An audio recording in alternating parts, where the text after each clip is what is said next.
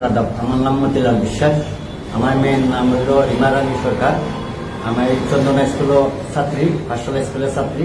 পাঠশালা খালি ফাঁস করছে, ফাঁস করে চাইছিলাম যে আমি এই ভর্তি করতাম। আর অষ্টমীর দিন 30 তারিখ মঙ্গলবার তাই নাইছুন মেশিনও অঞ্জলি লওয়ার ইঞ্জলি তোলার তনে বাসার দিকে যাইতে পারছি না।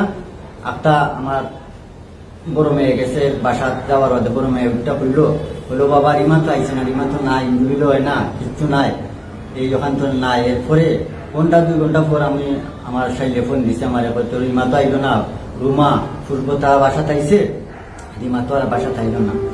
এই যে আমি দোকানে বার হয়েছি, এই মানুষ সাইডে মন্ডলে বার হয়েছি দোকানে, আমি আর পাই না, না পাওয়াতে আমি বাসার গেছি গিয়ে আমার শাড়ির করলে আমি দেখলাম এমনি গীতা করা।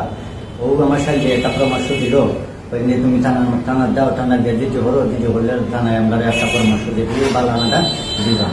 আমিও থানাটাই আর খুব একটা বিনত করে একটা যেটি করছি, করার বাদে থানারে বললাম যে আমার মেয়েটা এইবার 11 বছরের মেয়েটা, এই 5 সালের স্কুলের ছাত্রী, এই আমার মেয়েটা কীভাবে উত্তর হইতো, আমি আর শৈবার মতন আমার এই জ্বালা আমার কেমনে দিল উপরালায়, আমি তো এই শৈবার মতন নাই।